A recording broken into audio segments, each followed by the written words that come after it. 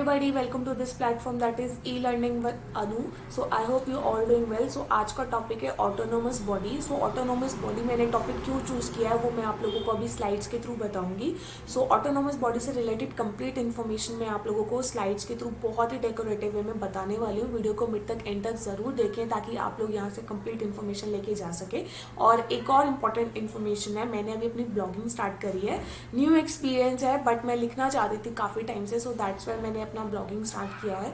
सो मैं आप लोगों को अपना ब्लॉगिंग का जो एड्रेस है वो आप लोगों को सारा डिस्क्रिप्शन बॉक्स में मेंशन कर दूंगी. आप लोग प्लीज़ मेरे ऐसे सोशल प्लेटफॉर्म पे भी ज्वाइन ज़रूर हो ताकि आप लोगों से कोई भी अपडेट और इन्फॉर्मेशन जो है वो मिस ना हो. सो आज की वीडियो स्टार्ट करते हैं. मुझे कमेंट बॉक्स में बताएगा आप लोगों को वीडियो कैसी लगी. So the Union Textile Ministry recently abolished the All India Handicraft Board, Handloom Board and the Powerloom Board. So जो हमारी यूनियन टेक्सटाइल मिनिस्ट्री है उन्होंने अभी एबलिश किया है, ख़त्म किया है ऑल इंडिया हैंडलूम बोर्ड को, handloom board and power loom board को. The ministry also change the status of 8 textile research association to approve bodies. तो जो मिनिस्ट्री हमारी यूनियन टेक्सटाइल मिनिस्ट्री है उन्होंने अभी जो स्टेटस है 8 टेक्सटाइल रिसर्च एसोसिएशन का वो भी चेंज किया है. उसे क्या कर दिया, अप्रूव बॉडीज के नाम से कर दिया है, जो कि पहले क्या था, affiliated bodies. Thereafter the government withdraw the official of the ministry of textile from the governing bodies of these textile association. So government through these measures wants to introduce systematic rationalisation of government bodies. So government जो ऐसे steps ऐसे measures इसलिए ले रही है क्योंकि government जो एक सिस्टमेटिकली रैशनलाइजेशन करना चाहती है गवर्नमेंट बॉडीज के अंदर. सो दैट्स वाई ये जो चेंजेस हो रहे हैं. Okay, move on to next. अब मैं आप लोगों को ऑटोनोमस बॉडी का ऑब्जेक्टिव क्या है, इस्टेब्लिशमेंट कब हुआ, नेचर क्या है, क्यों ज़रूरी है, तो ये सब चीज़ों की इन्फॉर्मेशन जो है वो मैं आप लोगों को कंप्लीट बताने वाली हूँ. सो ऑब्जेक्टिव क्या है ऑटोनोमस बॉडी का. Autonomous body are setup whenever it is felt that certain functions need to be discharge outside the governmental setup with the some amount of independence and flexibility without day-to-day interference of the government machinery. So autonomous body एक ऐसा setup है जो कि जब किया जाता है जब कोई सर्टेन फंक्शन परफॉर्म करना होता है, कोई चेंजेस करने होते हैं गवर्नमेंट की सेटअप में, और इंडिपेंडेंट हो, फ्लेक्सिबल हो वो कमिटी, वो body. So that's why autonomous body जो है उस टाइम पे काम आती है. स्टेब्लिशमेंट कब हुई थी, कब बनी थी. These are set up by the ministry or the department concerned with the subject matter and funded through grant and grant aid, either fully or partially depending on the extent which such institute generate internal resources of their own. So ministry या department कोई भी से establish कर सकता है. कोई जो subject matter होगा उसी तरीके की जो ministry होगी, department होगा, वही setup करेगा और वही fund करेगा. Okay, nature क्या है इस body का, nature of these body, they are mostly registered as societies under the Society Registration Act. सो ये रजिस्टर्ड हुई थी societies under the societies registration act के through. In certain cases they have been set up as a statutory institution under the provision content in various act. So कई situation में ऐसा होता है कि स्टैट्यूटरी इंस्टीट्यूशन के थ्रू भी की जाती है. Okay, move on to next. अब फंक्शन क्या है, गवर्नेंस क्या है and accountability. So function is they are engage in diverse activity, means बहुत सारी एक्टिविटीज के लिए ये बॉडी जो है वो की जाती है. पर्टिकुलर किसी फंक्शन के लिए की जाती है जो कि अगर थोड़े टाइम के लिए होता है तो उस टाइप के लिए जो ऑटोनोमस बॉडी जो है वो अपॉइंट की जाती है. Ranging from formulating framework of policies, conducting research, preserving the cultural heritage etcetera. Institute imparting technical, medical and higher education fall in this category. Like जैसे अगर कोई इंस्टीट्यूट हो गया या फिर कोई कल्चरल हेरिटेज हो गया, प्रिजर्व करना है उसे, रिसर्च हो गया, सो उन सब बॉडीज़ के लिए एक ऑटोनोमस बॉडी जो है वो कंडक्ट की जाती है. अब गवर्नेंस क्या, कौन गवर्न करता है. The apex administration body of AB is called the governing council or the governing body and it is chaired by the ministry or the secretary of respective ministry.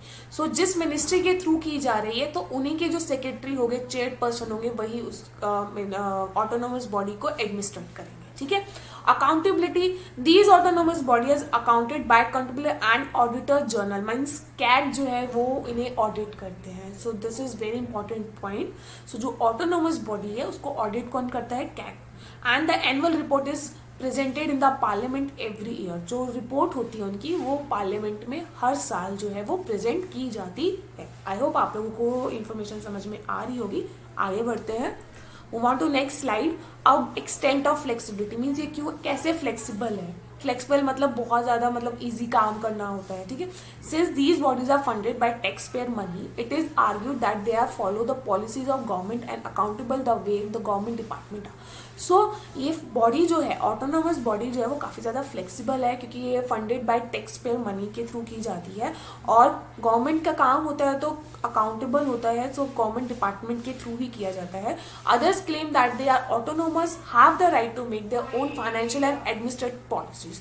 सो जो autonomous body है उनका एक right होता है कि वो अपने ही financial और एडमिनिस्ट्रेटिव पॉलिसीज बना सकते हैं। The exact count of AB is not known, but with estimate ranging from 400 to 650 crores. The AB employs autonomous bodies. AB means autonomous body. Autonomous body employs a considerable number. For example, the Indian Council of Agriculture Research and AB under the Ministry of Agriculture has almost 17,000 employees. Means अगर कोई agriculture research है तो जो ministry of agriculture है उसमें almost कितने employees हो सकते हैं? 17,000. ओके, अब मैं आप लोगों को और थोड़ा सा बता देती हूँ कि लैक यूनिफॉर्मिटी इन रिक्वायरमेंट क्या क्या हो सकती है और अकाउंटेबिलिटी इशू मीन ये सारे जो मैंने आपको पहले बताए थे वो पॉजिटिव पॉइंट थे ऑटोनोमस बॉडी के। सो थोड़ा सा कहीं ना कहीं किसी ना किसी चीज़ का, किसी ना किसी हर एक पॉइंट का कुछ पॉजिटिव पर्सपेक्टिव भी होता है, कुछ नेगेटिव भी होता है। तो पॉजिटिव हमने पढ़ चुके हैं और हम नेगेटिव की तरफ थोड़ा सा चलते हैं। So lack uniformity in requirement क्या है? Unlike the government and PSU in which the requirement rules are uniform and the requirement is done by centralized body। जैसे जो requirement body होती है, अगर कोई भी मेंबर आता है, कोई भी एग्जाम वगैरह कंडक्ट होता है तो सेंट्रल बॉडी ऑर्गेनाइज करती है, like SSC, UPSC and the public enterprise selection board. There is no such body for central AB requirement. Means central autonomous body requirement के लिए कोई ऐसी बॉडी नहीं है, ठीक है। अकाउंटेबिलिटी इशू क्या है? In place of senior ministry of official, junior official attend meeting who lack jurisdiction to take meaningful decisions। Means जो जूनियर ऑफिशियल है उसको इतना राइट नहीं दिया जाता है कि वो डिसीजंस ले पाए। Also some autonomous body are audited by CAG where as many are done by chartered accountant. So कुछ ही बॉडीज जो हैं ऑटोनोमस बॉडी की वो CAG करते हैं, वरना जो ज़्यादातर और काफ़ी सारी जो बॉडीज होती हैं, ऑडिट होती है, वो चार्टेड अकाउंटेंट मतलब CA करता है। ओके, अब चेंजेस इन फंक्शनिंग मीन्स कुछ चेंज क्या हुआ है AB में, ऑटोनोमस बॉडी में, उसके बारे में हम पढ़ेंगे। To ensure the participation of ministry official committee meeting of similar autonomous body should be held together so that the appropriate authority could provide meaningful suggestions। means अगर कोई पार्टिसिपेशन हो रहा है, अगर कोई मीटिंग हो रही है और कमिटी जो है वो सेम टॉपिक पे है, सेम मीटिंग में है, सो उन लोगों को यही सजेस्ट किया जाता है कि एक ही जो अगर टॉपिक है तो अलग अलग कमेटी बिठाने से अच्छा है एक कमेटी बिठाया जाए ताकि साथ में डिसीजन लिया जा सके। Performance audit of AB autonomous body, CAG had done an executive performance audit of autonomous scientific bodies in 2016 highlighting the gap in performance। okay, such a theme based audit should be done for other AB as well। means जो CAG करते हैं काम वो बहुत ज़्यादा अच्छा रहते हैं, सो और भी autonomous body के जो भी functions हैं, audit है, वो और अच्छे से हो सकते हैं।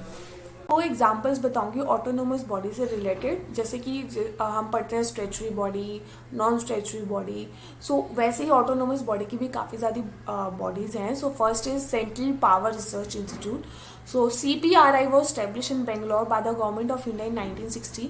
सो जो CPRI है वो स्टेब्लिश की गई थी बेंगलोर में गवर्नमेंट ऑफ इंडिया के थ्रू 1960 में। It was organise into an autonomous society in the year 1978। So autonomous society में कब स्टेब्लिश हुई, कब ऑर्गेनाइज हुई? 1978। कौन से मिनिस्ट्री के through? Ministry of power. The main objective of setting up of institute was to serve as a national laboratory for undertaking applied research in electric power engineering besides functioning as an independent national testing and certification authority for electrical equipments and components to ensure reliability and improve innovative and development new products. तो new products को develop करने के लिए, innovate करने के लिए, improve करने के लिए और engineering power, electric power engineering के लिए ये सब जो थे इस मिनिस्ट्री के इस बॉडी के ऑब्जेक्टिव था, ठीक है। Second is National Power Training Institute, NPTI। NPTI has been set up by the Government of India to function as a national apex body for human resource development of power sector. So power sector में काम करने के लिए ये body जो है वो organise की गई थी। NPTI including its 4 regional power training institute and it is fully equipped with the latest state of the art training infrastructure and having expert faculties with long years of professional and teaching background. Okay. थोड़ी सी information और provide की है। The institute are conducting a number of training programmes. Like जो institute है काफ़ी ज़्यादा training programmes जो है वो कंडक्ट कराता है, जैसे कि power engineering, operator and technician in the areas of thermal and hydro power generation, power system and other related areas. The training institute of Bharatpur is equipped with the computer-based full-scope replica simulator of 210 MW megawatt fossil fuel thermal power plant में। ये सारे information provide कर रखे कि कैसे training institute है और कहाँ पे ये क्या क्या प्रोग्राम कंडक्ट कराता है। Okay, so that's all for today. Thank you for watching my lovely video बहुत मेहनत से बनी है। मैंने ब्लॉगिंग स्टार्ट करी है, सो प्लीज़ मेरे एक बार ब्लॉग पे ज़रूर जाए, बहुत डेकोरेटिव है, जाके ज़रूर विजिट कीजिए और मुझे फॉलो ज़रूर कीजिए। मिलते हैं नेक्स्ट वीडियो में बहुत ही जल्द। Till then bye bye, have a good day, keep learning.